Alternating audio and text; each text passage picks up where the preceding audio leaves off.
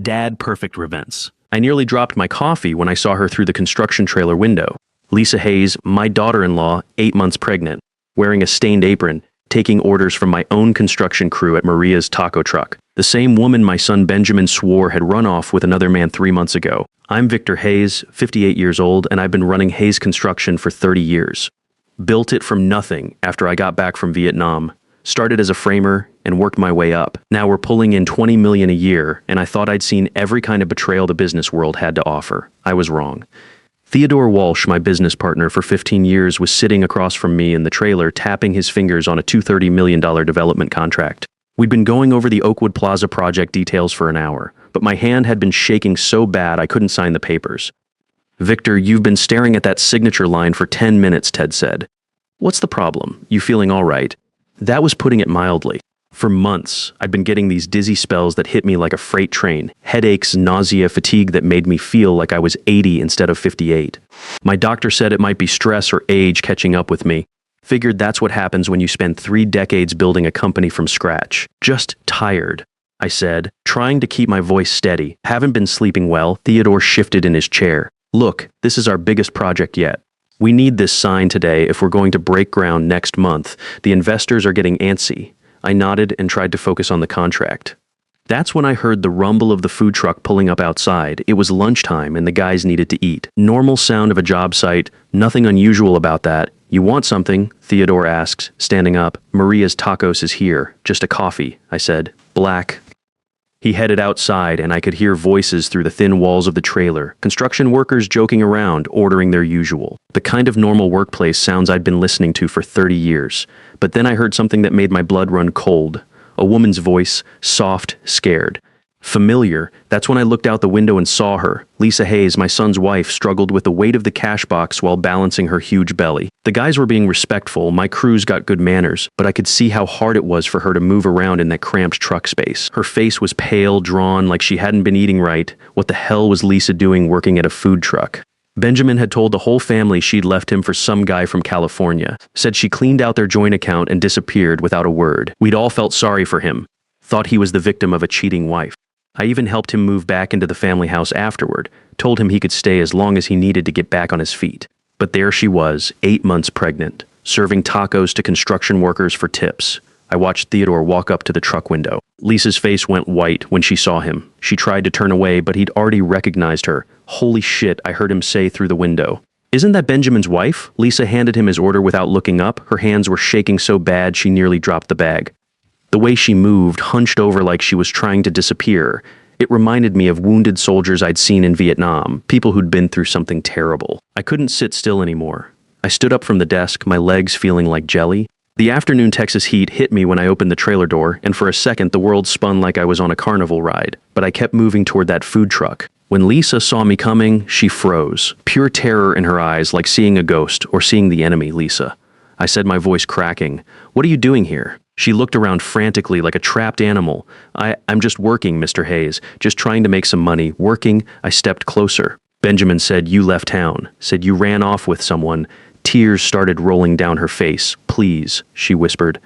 "Don't tell him you saw me. Don't tell him." "My own son, Lisa, talk to me. What's going on?" She looked at Theodore, then back at me. Her eyes were darting around like she was planning an escape route. "Not here. Please, can we talk somewhere else?" I told Theodore I wasn't feeling well and needed to head home early, which wasn't a lie. I felt like I was going to puke. The whole situation had my head spinning worse than my usual dizzy spells. We agreed to finish the Oakwood Plaza paperwork tomorrow. Lisa followed me in her beat-up Honda to a Denny's about 5 miles from the construction site. Far enough away that none of my crew would see us, but close enough that she wouldn't panic and bolt. In the restaurant booth, she looked even worse than she had at the food truck. Dark circles under her eyes, skin pale as paper. She kept one hand on her belly the whole time, protective-like. The waitress brought us coffee, and I noticed Lisa's hands shaking when she reached for the sugar. "He didn't just ask me to leave, Victor," she said quietly, her voice barely above a whisper. "He made me leave." "What do you mean, made you?" "Benjamin brought Patricia Wilson home. You remember her? She used to work for your company?" I remembered Patricia. Sharp woman, good with numbers and computers. I'd fired her 2 years ago for falsifying expense reports, caught her padding her mileage and hotel costs. Hadn't seen her since. What about her? He moved her into our house while I was still living there. Said she was helping him with business stuff, analyzing contracts and financial reports. But they weren't hiding what was really going on. They wanted me to see it.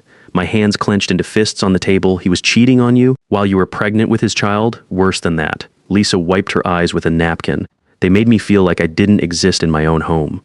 Patricia started wearing my clothes, my jewelry. She'd cook dinner in my kitchen, wearing my apron. They'd sit at the dinner table talking about their future together like I was a piece of furniture. I felt sick listening to this. Why didn't you call me? Why didn't you tell me what was happening? Benjamin said if I caused trouble, he'd have me declared mentally unfit. Said he'd take the baby and I'd never see him again. He has lawyers, Victor, good ones. I don't have anything, no money, no family support, nothing. The waitress came by to refill our coffee. I waited until she was gone before speaking again. So where have you been living? My car mostly. Sometimes I can afford a motel room for a night or two.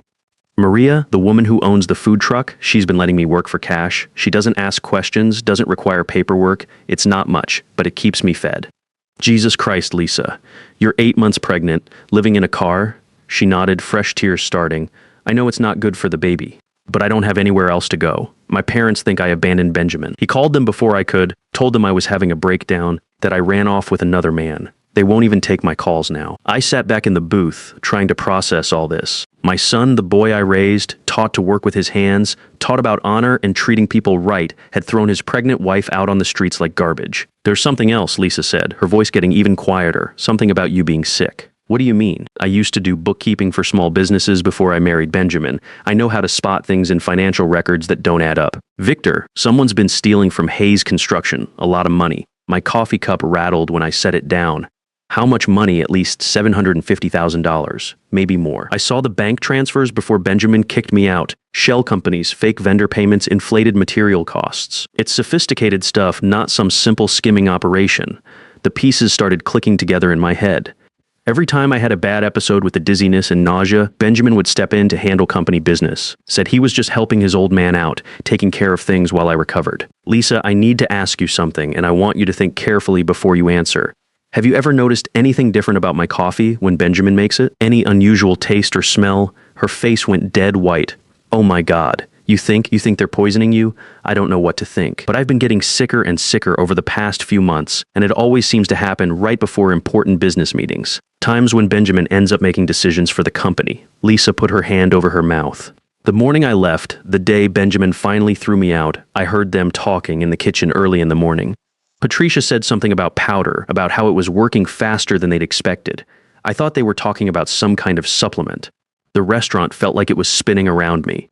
My own son was trying to kill me, slowly, methodically, so it would look like natural causes.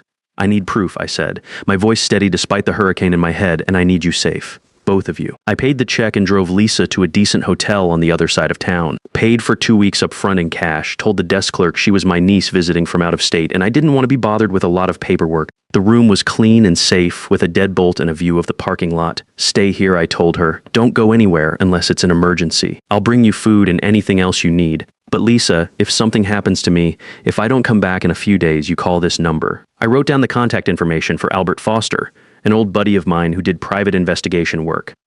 Albert and I served in Vietnam together, different units, but same time frame. We'd stayed in touch over the years, helped each other out when needed. You don't forget that kind of bond. Al, I said when he answered his phone, I need a favor. A big one. What's going on, Vic? I told him everything. About Lisa, about the missing money, about my suspicions regarding the poisoning. Al listened without interrupting, which is what good investigators do. Let you tell the whole story before asking questions.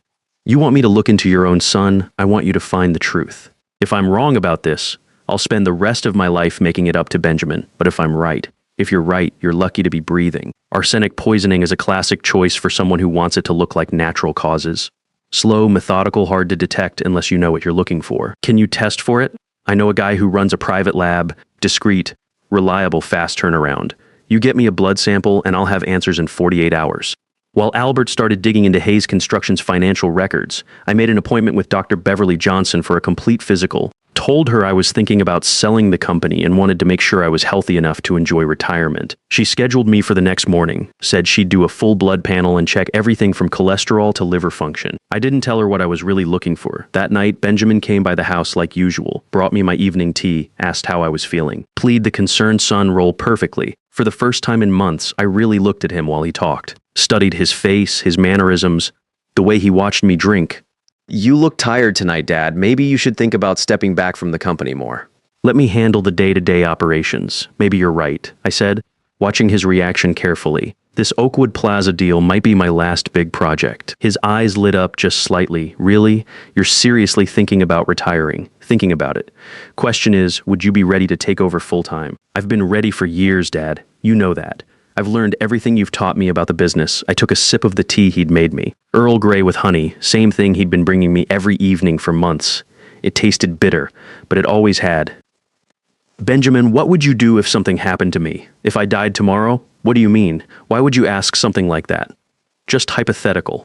If I had a heart attack tonight, what would happen to Hayes Construction? He leaned forward in his chair. Well, legally, everything would transfer to me according to your will. The house, the business, all the assets. I'd make sure to continue your legacy, keep the company running the way you'd want. And what about Lisa? What about her and the baby? His face darkened like a storm cloud. Lisa made her choice, Dad. She abandoned the family. I can't be responsible for someone who walked out on us. I nodded and took another sip of tea. You're probably right about that, but I wasn't actually drinking the tea. While Benjamin was looking toward the window, talking about company policies, I'd switched our cups. The bitter tea he'd prepared for me was now sitting in front of him. If there was poison in that drink, he'd just given it to himself. I should probably get going, he said, standing up. Early meeting tomorrow with the Oakwood Plaza investors. As he walked toward the door, I watched him stumble slightly. Nothing dramatic, just a little unsteady on his feet. You okay there, son? Yeah, just tired. Long day. See you tomorrow, Dad? After he left, I dumped both cups of tea down the kitchen sink and called Albert. Al, I need you to run full surveillance on Benjamin tomorrow. Complete coverage from the time he leaves his house until he goes to bed. What kind of surveillance are we talking about? The kind where you document every move he makes, every person he talks to, every place he goes. I think he's about to make a mistake, and I want it all on record. What kind of mistake? The kind desperate people make when they think they're winning. The next morning, I felt better than I had in weeks. No dizziness, no nausea, no brain fog. If Benjamin had been putting something in my evening tea, missing just one dose was already making a noticeable difference. At 9 a.m., Albert called with his first report. Vic, your boy just went into Dallas Medical Supply on Elm Street. That's a commercial account place. They sell restricted chemicals to laboratories and industrial clients. I'm in the parking lot now, watching the entrance. Stay on him. Document everything. 20 minutes later, Albert called again. He just came out carrying a small package. Now he's driving toward the Lakewood area. Looks like he's heading to an apartment complex. Keep following. He's at Patricia Wilson's place now, apartment 2B at the Lakewood Gardens complex. Been inside for about an hour. I knew those apartments, mid-range place, nothing fancy but decent enough. Patricia was living there on stolen money from my company. At noon, Albert called with another update. They just left together in Benjamin's truck, heading back toward your construction site. I'm on my way. I drove to the Oakwood Plaza development site and parked where I could see our construction trailer. Benjamin and Patricia went inside together, and through the windows I could see them looking at paperwork spread across the desk. Probably trying to figure out their next move now that they thought I was getting weaker and more manageable. My phone rang. Dr. Beverly Johnson. Victor, I need you to come in immediately. Your blood work shows some very concerning abnormalities. What kind of abnormalities, Doc? Elevated levels of heavy metals in your system. Specifically arsenic. This isn't something that happens naturally. Have you been exposed to anything unusual recently? Old pesticides, contaminated well water, anything like that? No, I said, watching Benjamin through the trailer window. Nothing like that. Victor, I have to ask this directly. Is there any possibility that someone might be trying to hurt you? These levels don't occur by accident? This is intentional poisoning. What do you recommend I do? You need to contact the police immediately. And you need to start chelation therapy to get this poison out of your system before it causes permanent damage. I hung up and immediately called Albert. Al patched me through to Detective Richard Palmer at Dallas PD. Tell him Victor Hayes needs to file a report for attempted murder. You got confirmation? Blood test positive for arsenic. Just like you said it would be. Jesus, Vic.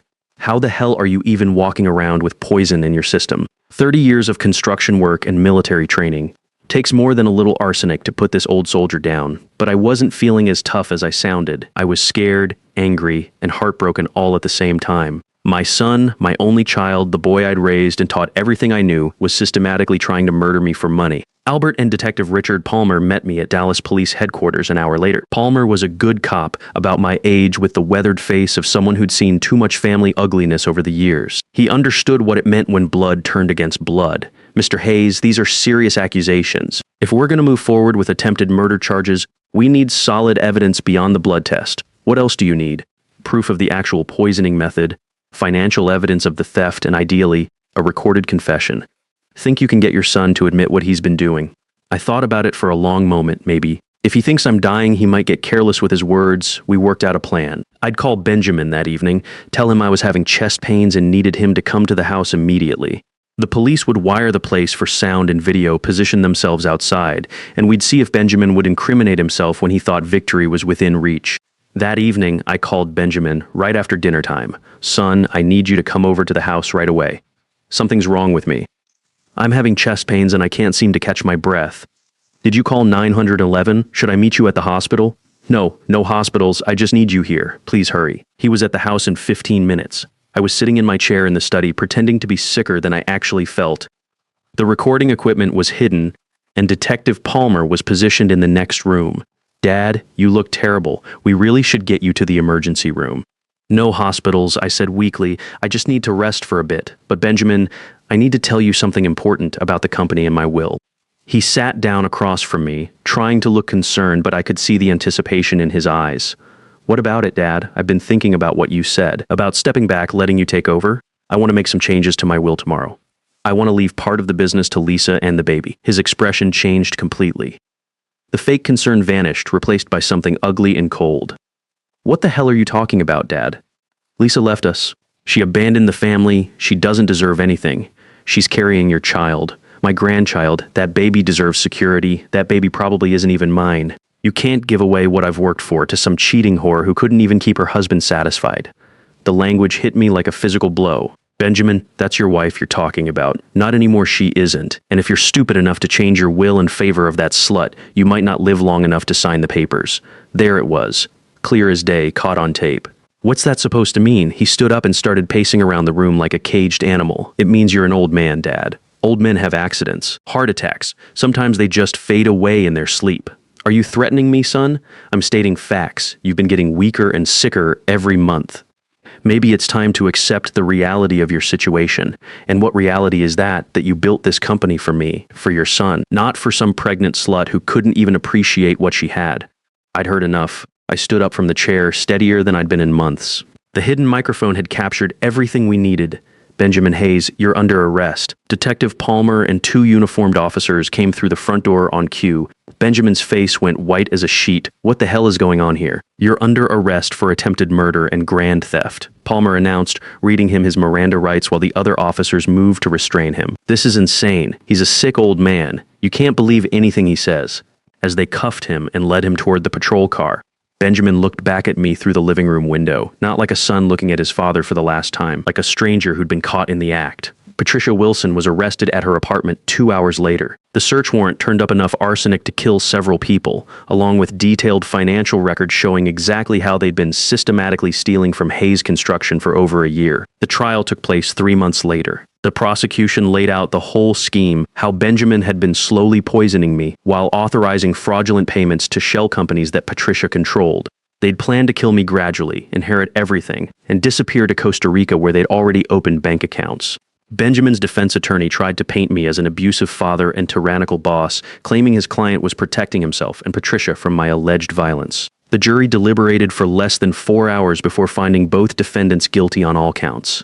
Benjamin got 15 years for attempted murder and embezzlement. Patricia got 20 years as the mastermind. During sentencing, neither of them showed any remorse. Benjamin actually had the nerve to tell the judge that I had ruined his life by being too controlling. Lisa's baby, my grandson Leo, was born 2 weeks after the trial ended. 7 pounds, healthy as a horse, with the brightest eyes I'd ever seen. Lisa let me hold him in the hospital, this tiny, perfect human being who almost didn't have a grandfather to protect him. What are you going to tell him about his father when he's old enough to ask?